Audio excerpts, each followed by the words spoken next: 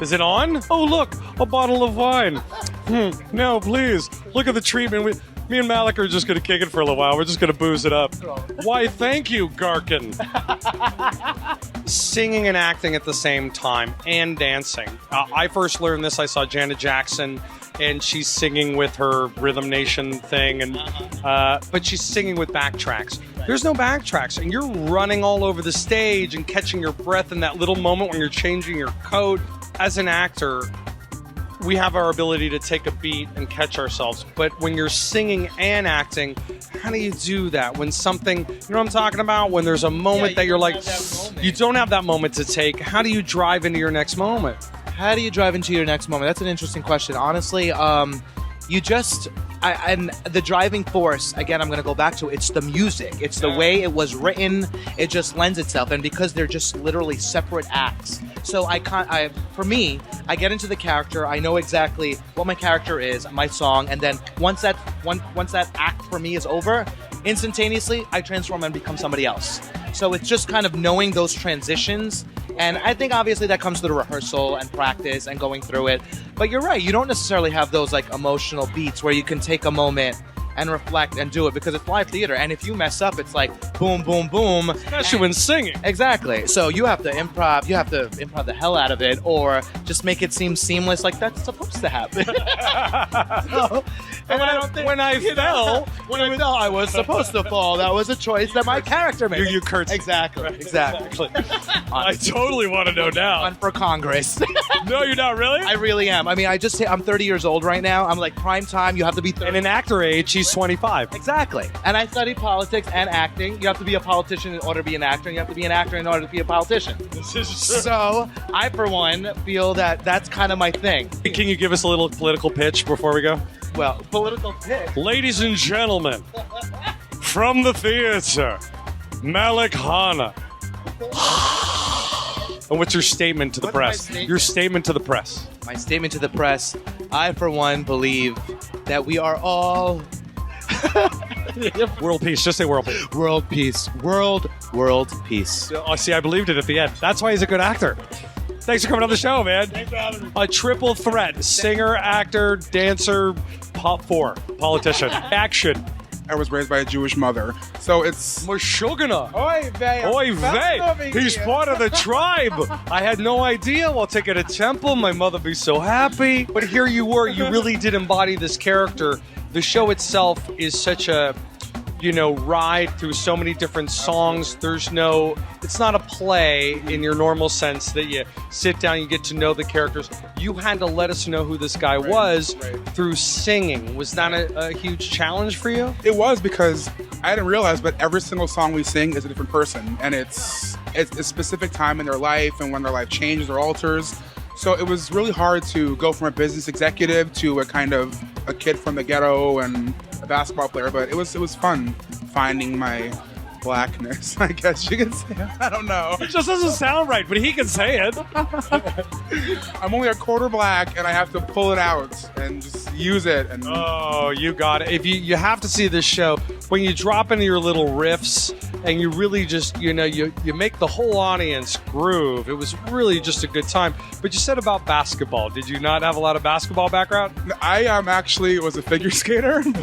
Believe it or not, 6'5", but I used to figure skate for like 6 years, and then I kind of went to singing. How did you get started, though? I think we have a lot of aspiring artists out there that are trying to make that transition from Van Nuys High School into, doing stuff like this. What would you say for you is the best advice to a new artist out there? To keep trying. My first audition was for a tour, I remember, and I went in my car and I cried because I just got a no, and I was just so upset, but I realized that you have to hear no to get stronger and stronger, and then you'll eventually hear a yes. And I heard a yes, and I'm here, and I'm so excited. Andrea Arvanigian, everybody. Did I get it right? Yes. Yay! Into the Woods, Les Miserables, and now here. I am. Oh, you were absolutely wonderful tonight, darling. Thank you. We were sitting in the audience saying she's a combination of Ariel from, what's the Disney thing? Ariel from Little Mermaid and Anne Hathaway. Oh, thank you. You really glow on stage. You really do. Now, why this particular role for you? Jason Robert Brown is part of the reason I'm doing musical theater. This show I was tuned into, I think, my sophomore year of high school, and it blew my mind. This and Last 5 Years Parade, like, they're all in my top 10. And I was considering going home for the summer to do some summer stock. Realized I couldn't leave the city, was kind of bummed about it, and then saw the breakdown for songs on LA Casting. I was like, it's fate. I have to do this. So I auditioned, and here I am doing a role I've wanted to do since I was 14 years old. You know, you have that little smirk.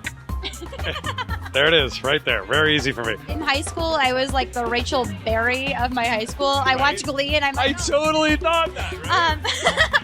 But no, in middle school, I was doing a production of Guys and Dolls Jr., and I was... Wait. What's Guys and Dolls Jr.? Like the little kid condensed version of Guys and Dolls. Oh, that's so cute. To do anything people will name me. Right. I was going to make it sound nice, like you're passionate about your craft. You made it sound like you're an acting prostitute. Acting prostitute, everybody. If you'd like to call her, it's 1-800-ID-Musicals. What drew you to this particular project? I was talking to my co-founder, Dolph, and he's been always very passionate about musical theater that has meaning. Yeah.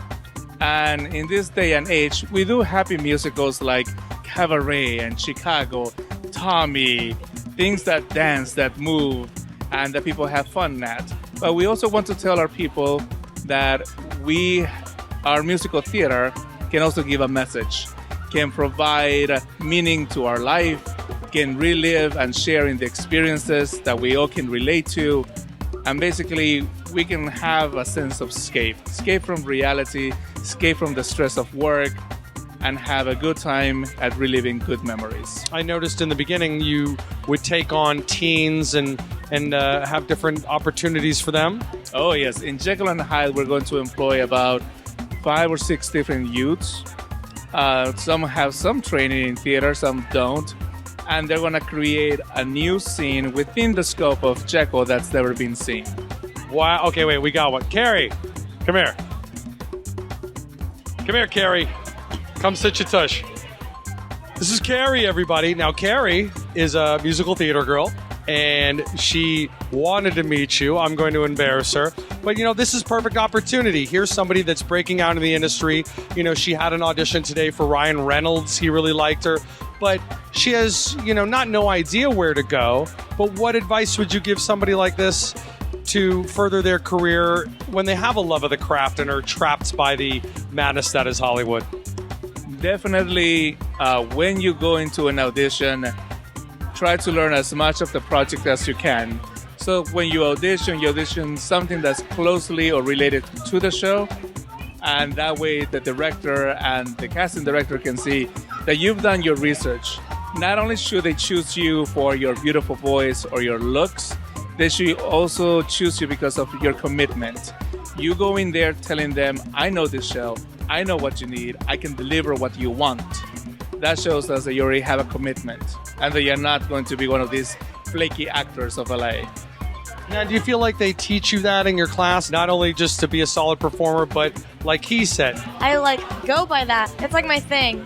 I don't know, I feel like if you go to an audition, you should be committed to it. Well, yeah. I like that she made the face too, like, "Arr." Well, I think I've brought people together tonight. Bye, everybody.